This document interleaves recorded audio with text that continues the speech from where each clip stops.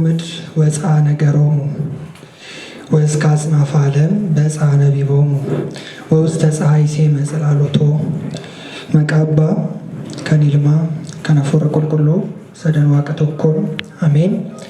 jaalatamtoonni maatiiwwan waaqayyoon kan jaallattan waaqayyoon caalchisee kan isin jaallatu gooftaa keenya qoricha keenya maqaa Yesuus Kiristoosiitiin nagaan isin gaafadhaa. Akkamiin nageessanii ameen. Galateeffamuun amalasaa galanni arsaasaa kan ta'e maqaan waaqa keenyaa kan galatoomee fi kan eebbifame nuuf haa ta'u. Yeedaloo har'aa faaruu Daawit faarsaa 18 hammattuu keessatti 19 lakkoofsa 4 irraa jalqabnee waliin sagaleessina. Jechicha isiniin dubbisaa. Sagaleen isaaniis guutummaa biyya lafaatti bahee jechi isaaniis handaara lafaanii ga'ee isaan keessattis godoo biiftuu dhaabee jecha jedhudha.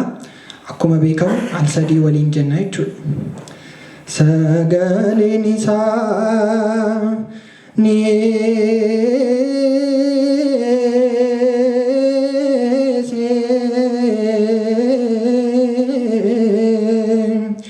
guutummaa biyya lafaatti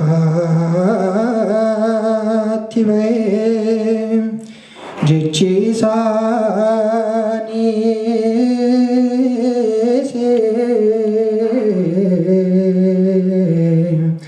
handaara lafaanii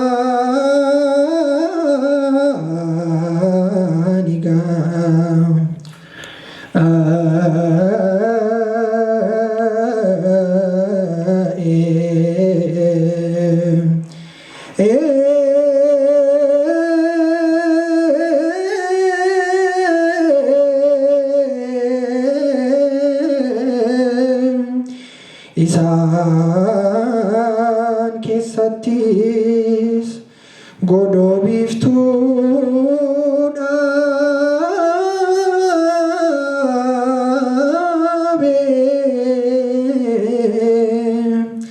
sagaleen isaaniis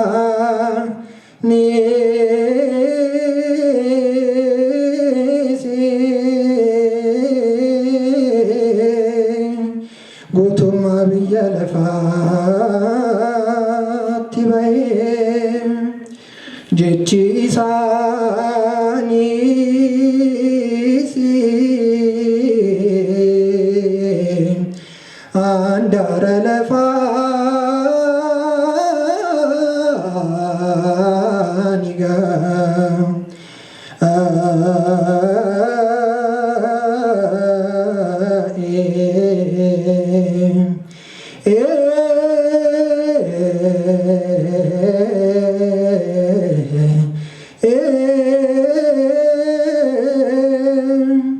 isaan keessattis godoo biiftuu dhaabee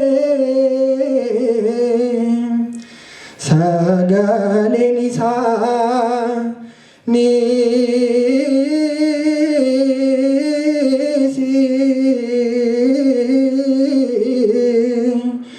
guutummaa biyya lafaatti bahee jechi isaaniis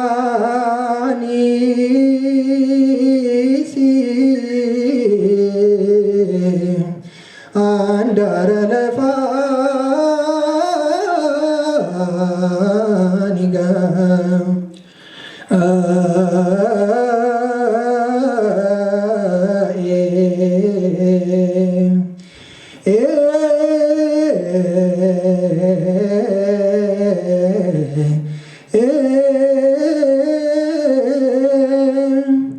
isaan keessattis godoo biiftuu dhaabee.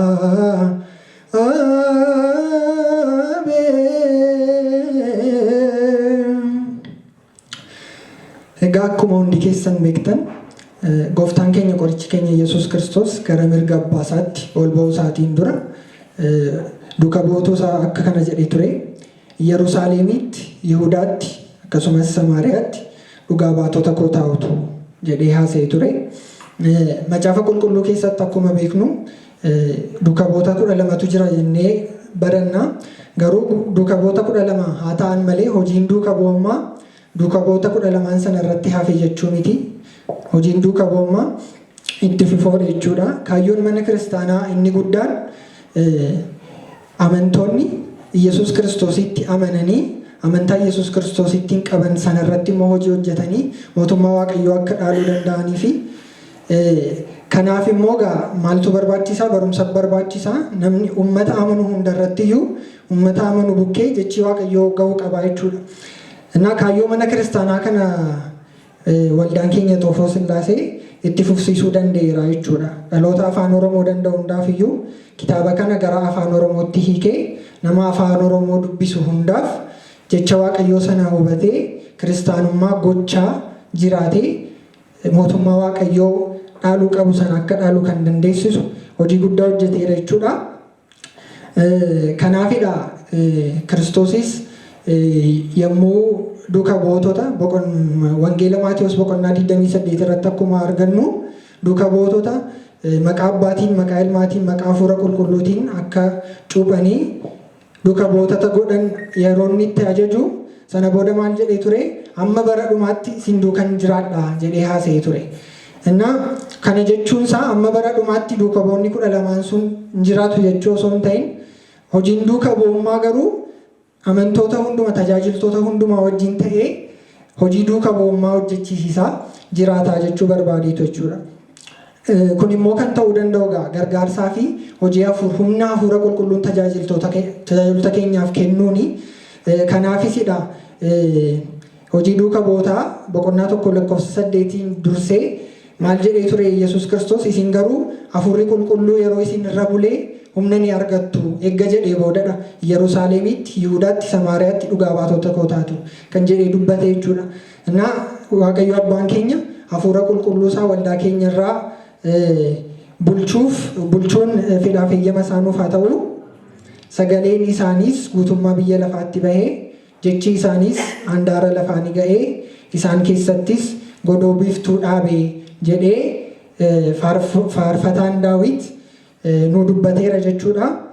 Abbaan faaruu kanaa kan ta'e maqaan Waaqa keenyaa kan galatoomee fi kan eebbifamee nuuf haa ta'u.